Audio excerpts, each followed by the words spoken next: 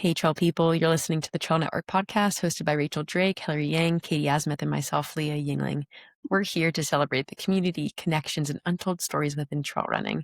Today, we have Cristina Regalado here on the podcast. She's a very good friend of mine here in Salt Lake City, who also happens to be the most recent recipient of a GOO-sponsored spot into Western States this June.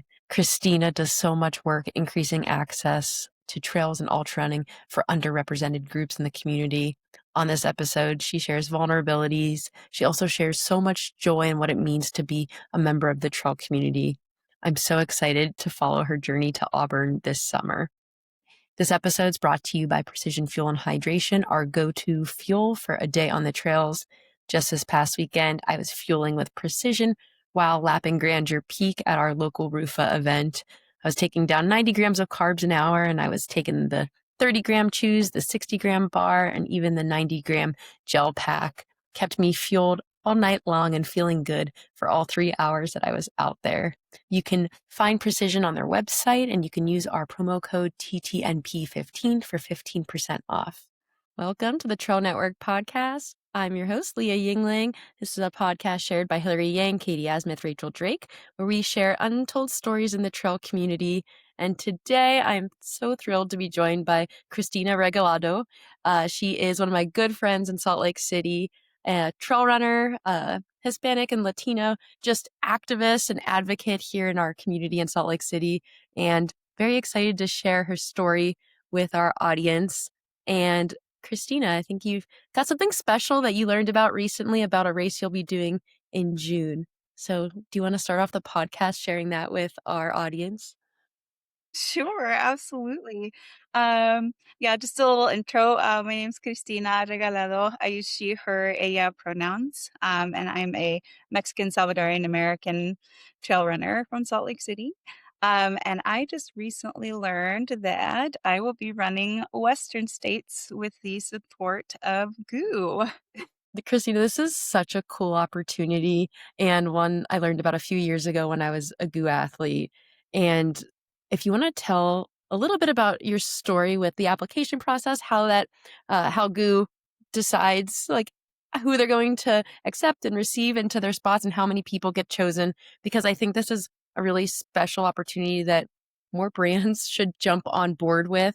I think our sport is largely white and doesn't have a lot of opportunity for people from underrepresented populations. And I mean, I know the work that you do here in Salt Lake City, and it speaks volumes for the people who participate in the sport here. So if you want to share a little bit about what that looks like from support, because I think it's a really cool opportunity.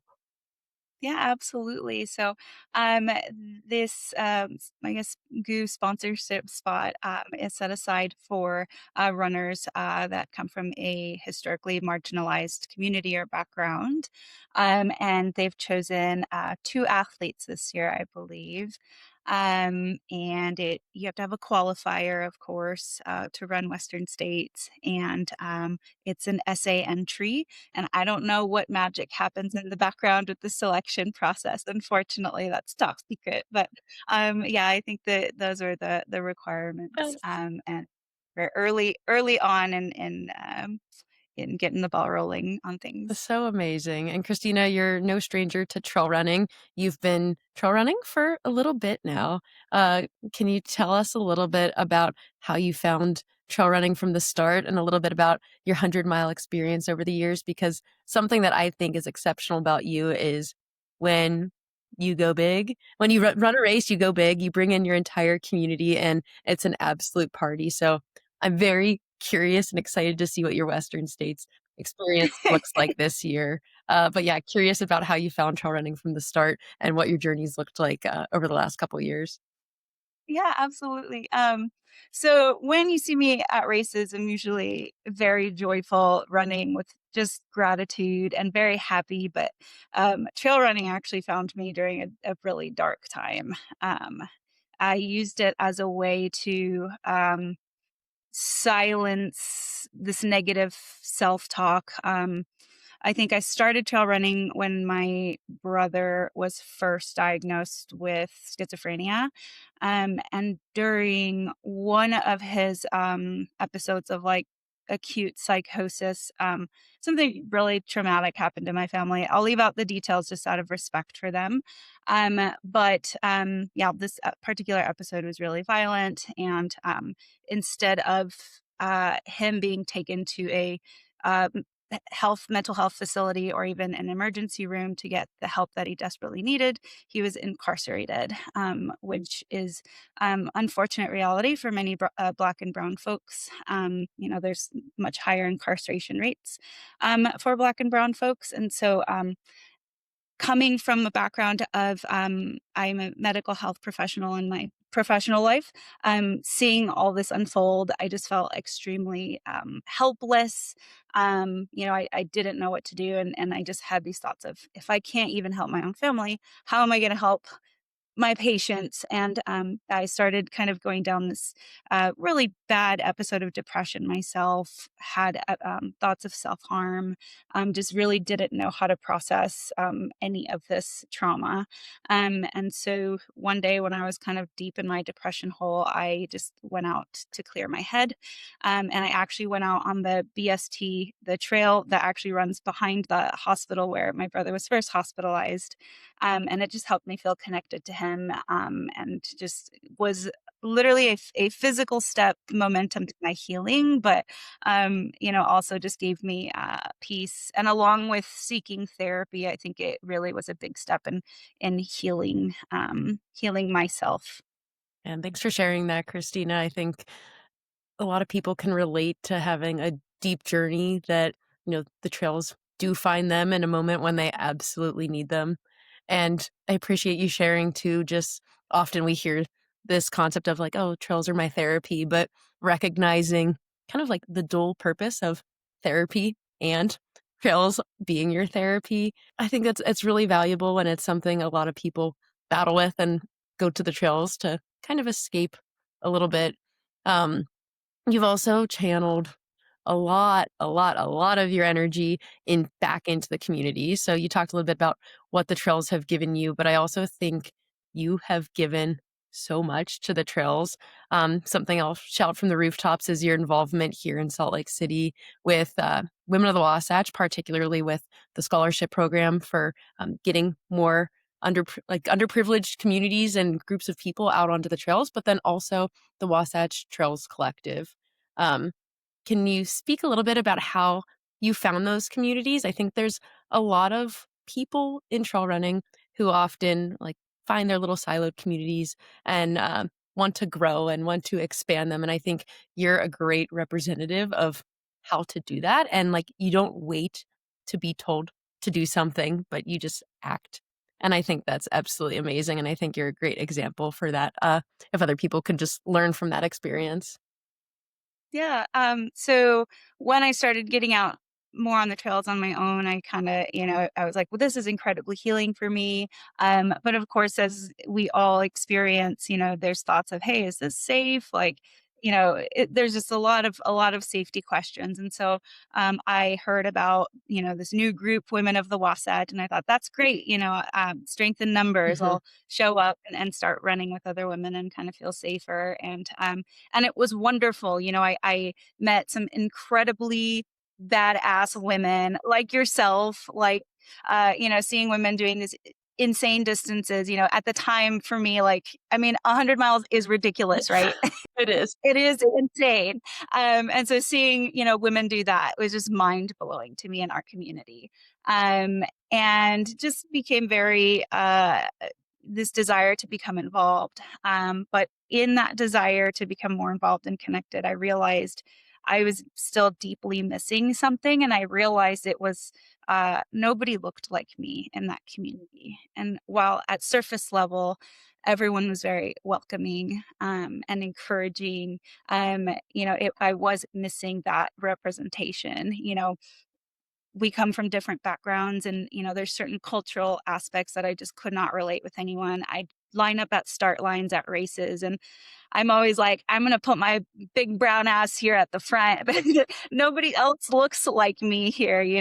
And so that's when I I'm always being the eldest daughter of an immigrant. For me, it's like I got to be the fixer. What can I do to help solve this problem? And so, initially became involved in the leadership with Women of the Wasatch, and we created the Breaking Down the Barrier scholarships.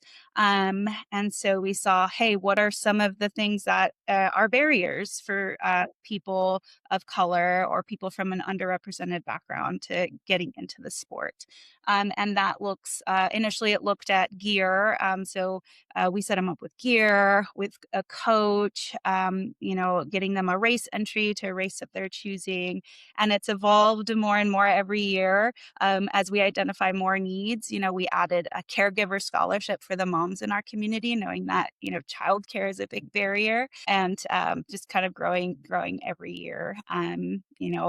Looking into like feminine hygiene products for our runners, things like that.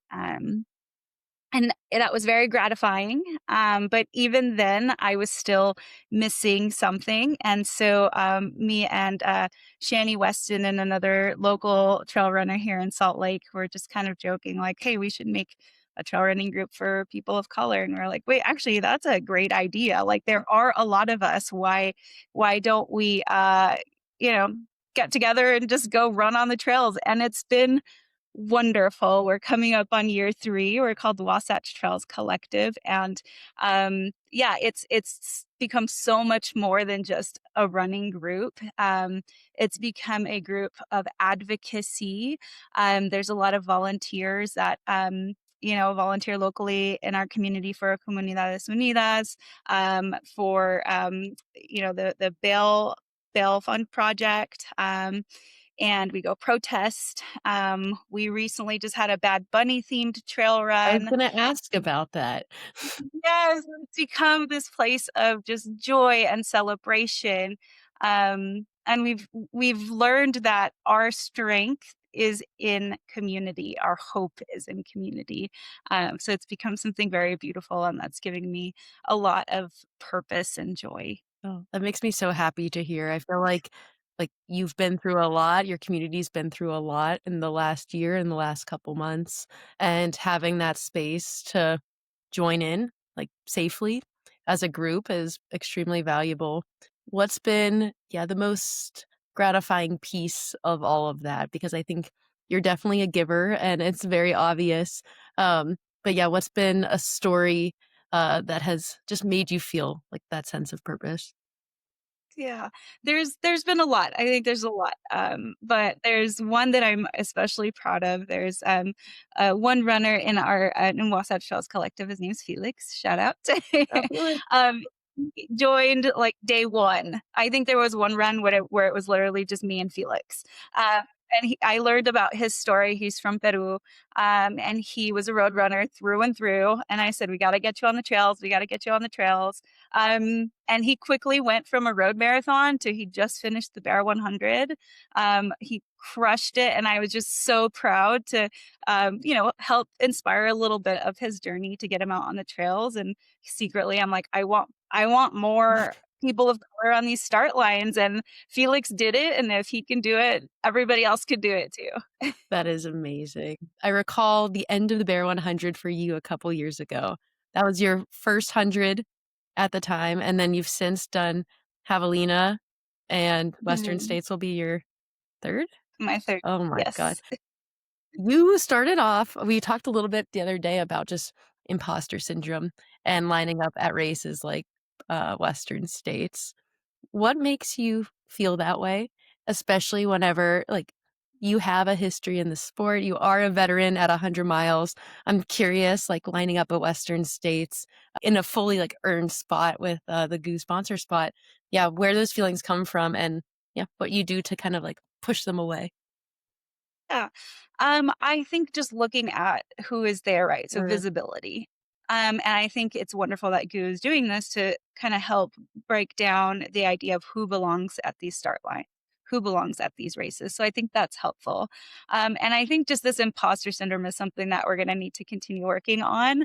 Again, being the daughter of immigrants, I'm part Mexican, part Salvadorian. I was born in America, so I think just my whole identity is, I don't feel like I belong in any one place. So I think I've always struggled with this imposter syndrome in most areas of my life. And so it's just kind of working to deconstruct that. And in times like this right now, when people that look like me are being attacked and kidnapped and targeted, even though I have the bubbling imposter syndrome, really trying to suppress it and work through it because I think the visibility right now is really important, and not just the visibility, but like expressing joy in times like this is a time of radical existence, and celebrating our culture and celebrating who we are at these start lines, I think is really important.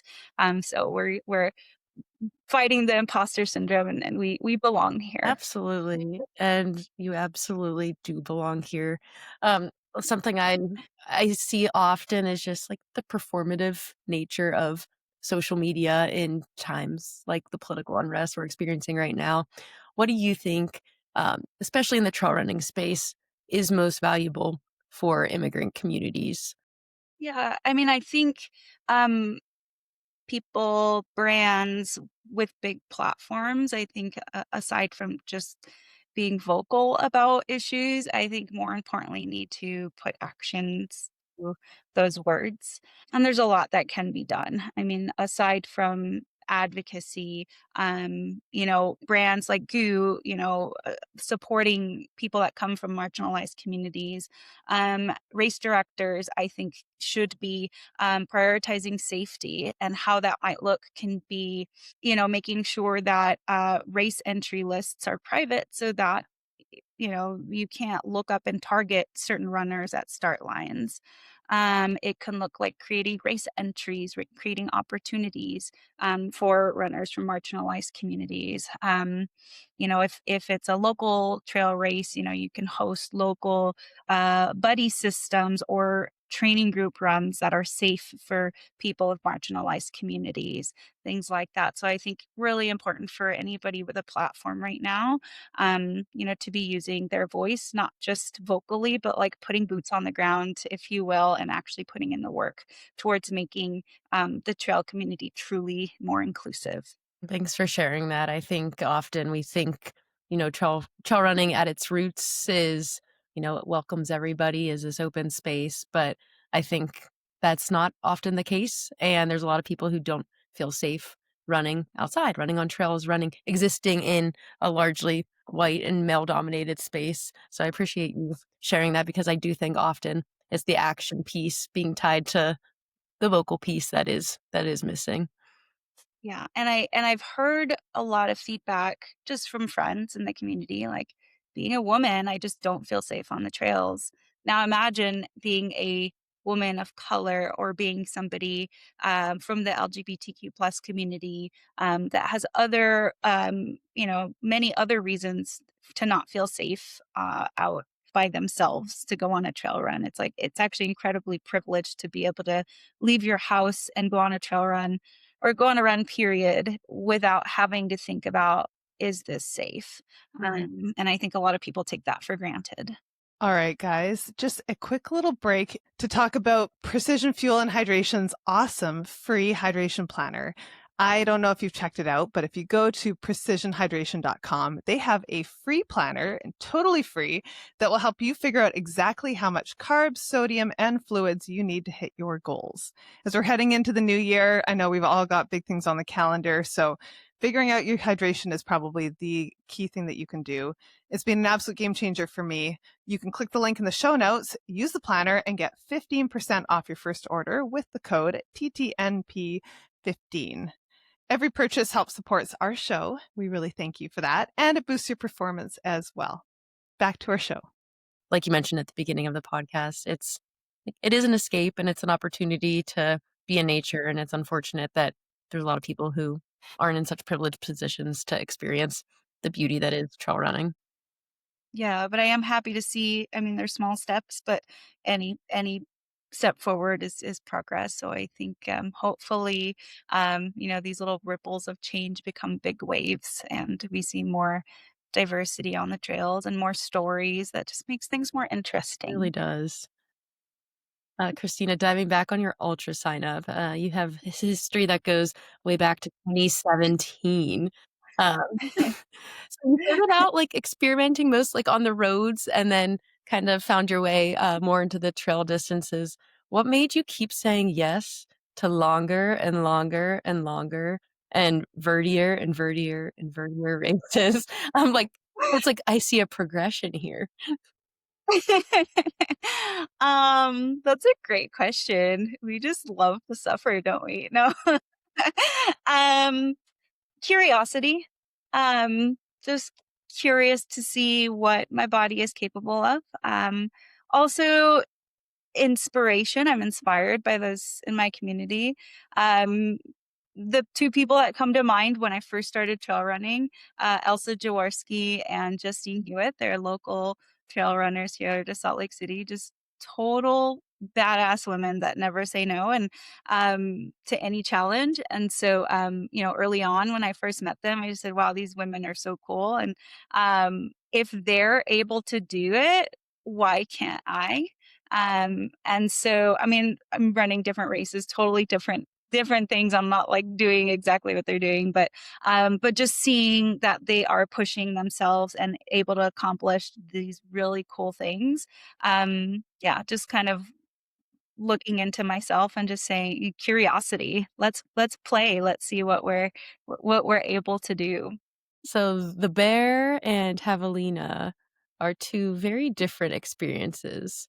What doing both of those 100-milers did you learn about yourself and then also, like, about your future in ultra running? I think I did them for two very different reasons. The bear was 100% I was doing it for my brother. I was actually fundraising for NAMI and for Bigger Than the Trail, which is an organization that provides mental health care or mental health care funds for runners in the community that need therapy. And so for me, it was like this bigger purpose. It wasn't just, let's see if I can do 100 miles. It was, I'm going to run 100 miles to fundraise for these two really important organizations and also for my brother. And so it was a beyond me, like, I'm going to get to that finish line no matter what, even if I'm crawling. And so that brought me just a lot of joy and purpose. Now Javelina was for me. Uh, Javelina was okay. You were able to do 100 miles at Bear. You did it, faster than you could have dreamed of, like that you didn't even think was possible for yourself. Let's see if we can do better at Javelina. And it was just for me. I like to think of what I call my Delulu goals. Um, so at every race I do, I say, okay, this is my like realistic goal of like, okay, I know my training is this, but this is my Delulu goal. And I think if I push a little bit harder and I think if I have a really good day and the stars align, like I can achieve my Delulu goal. And so Javelina was just that. It was just me pushing for Delulu and just having so much fun. You looked like you were having so much fun. I ran the hack-ass 31K that night, and I crossed you on the trail, and you were into the dark, probably, like, mile 60, and I was like, "She's having way too much she's having more fun than I am right now, and I'm only running for, like, 3 hours." You were out there and just having a blast, making it a party, like, making it all themed. It was so cool, and you had, like, such a great group of people supporting you, one of those people being your husband, Chris. Can you talk a little bit about the ways that you 2 show up for each other? Because something I think that is very special and a lot of people could learn from your example is you both are extremely independent people, but also independently passionate about your own crafts. But when you come together, you very much support each other fully.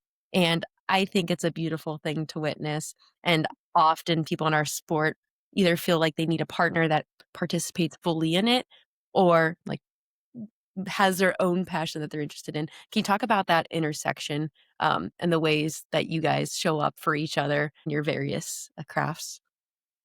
Yeah, absolutely. So my husband, his name's Chris. He is tall, dark, and handsome. No, I am very lucky, to have found a partner like him. He is a rock climber. His primary, like, sport of fun, very different than ultra running.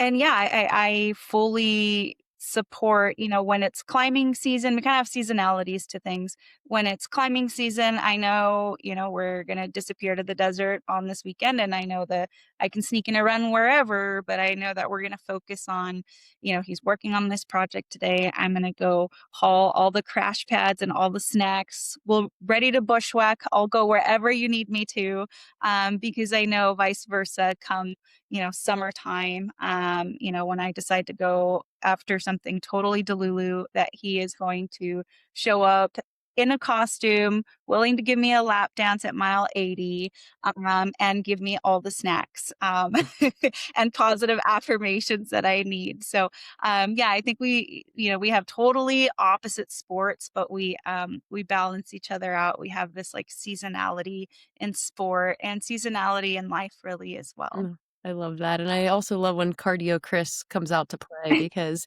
yeah, he dabbled in the trail world last year running, what was it, Twisted Fork 30K? He did run the 30K, yeah.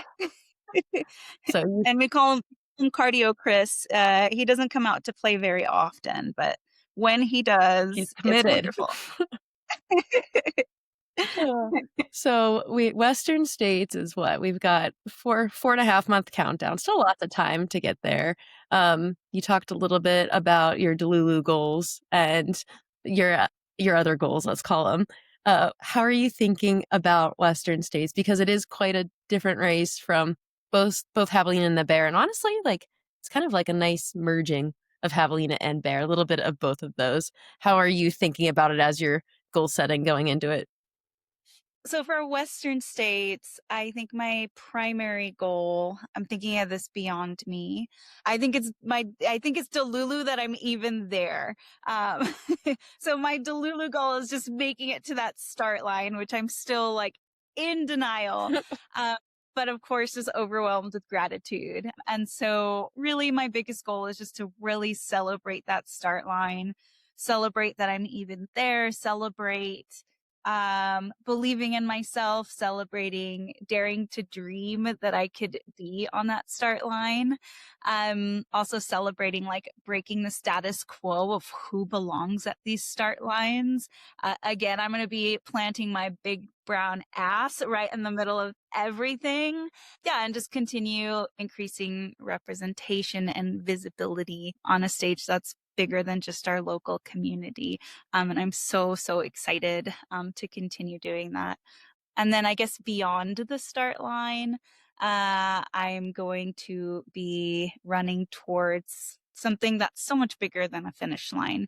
Yes, again, the finish line at Western States is absolutely Delulu, and I'm so excited to chase that.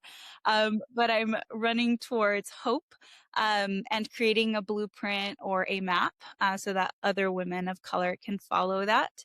And I'm really hoping to inspire young women that might look like me or that share a similar background, that they can really accomplish anything that they set their mind to, truly, that they can do hard things regardless of their size, the color of their skin, their immigration status, their background, that we truly are powerful and we deserve a seat at the table.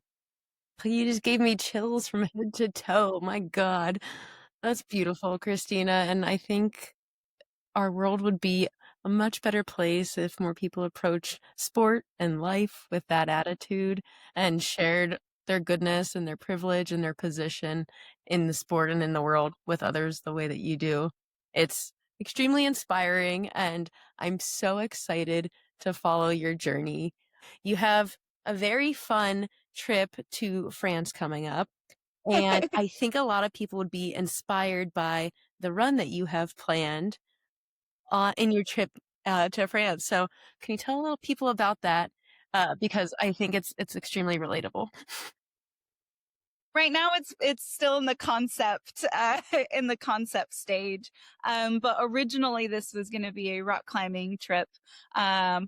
for my husband, Chris, and I was going to go and also climb, and I still will climb, but now it's okay, I need to get good training in while I'm there. So I said, how can I train my legs, but also my gut? So I'm trying to connect as many bakeries as I can, and doing a gut training that way. So a little boulangerie run or a croissant run or something. So So that's PSA to the ultra running world, you do not need to slurp 40 grams of carbs from LIS gels. You can just go bakery to bakery, go to the boulangeries, and stick your baguette in your quiver and call it a yeah. day.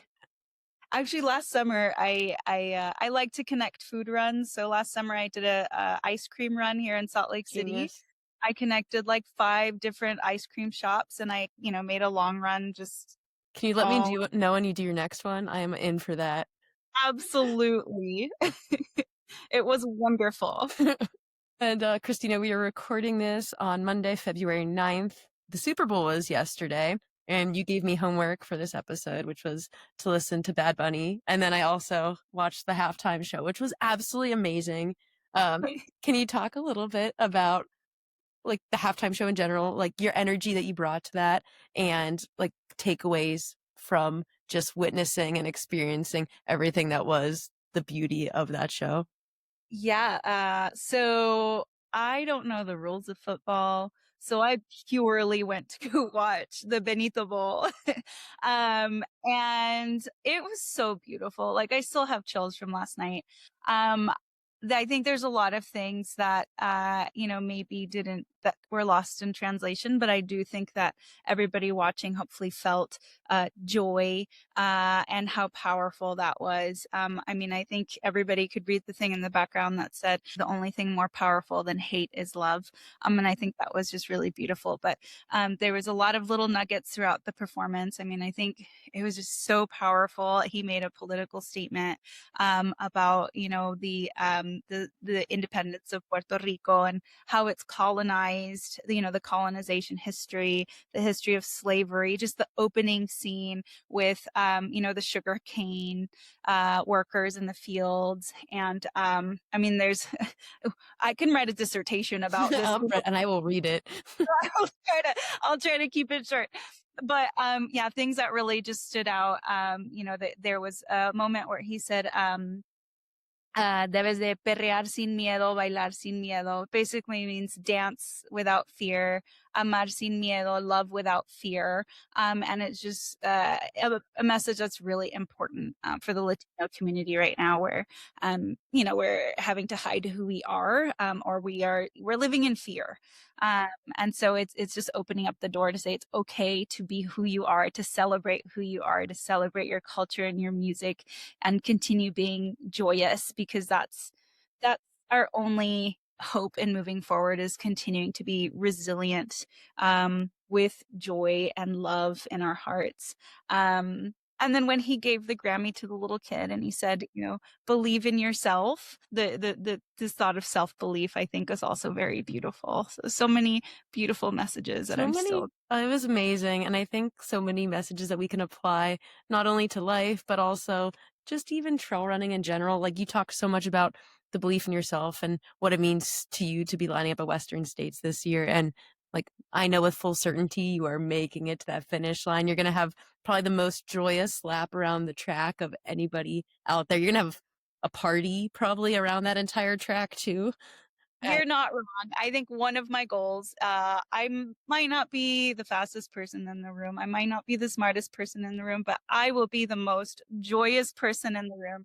I can guarantee you that, we're definitely going to make it a big party, a big 100-mile long party. Oh, well, I am so excited to witness it and to follow your journey there. And I'm just so privileged to sit here and learn about you, learn about everything you're involved in, and just learn about the change you're making, not just in the local community, but bigger splashes everywhere. I think the trail community needs more of you, and you're doing so much work to ensure that's happening, which I really appreciate and respect so, so much. So thank you, Cristina, for being in my life, but also sharing your story with the Trail Network podcast. for our audience is where can they find you? Where can they find any of the initiatives you're part of? Anything else you want to shout out from the rooftops? Yeah, I think you can check out on Instagram, like Run Chachi is my handle, Women of the Wasatch and Wasatch Trails Collective. And on there you can find like links to our discords and all the events and all those things and resources that we have too, with both running groups. Well, Cristina, thank you so much for sharing so much with us today and just for being a light in a sometimes otherwise dark place. The world's a better place because you're in it. Thank you so much. I also want to say chinga la migra. And yeah, if you find yourself struggling with, mental health or in a crisis, 988 is the crisis line. I've used it personally. I've used it for my family personally. And, it's really important to continue having these vulnerable conversations because you're not alone. Thanks again, Cristina. Thank you so much, Leah. Thanks for having me.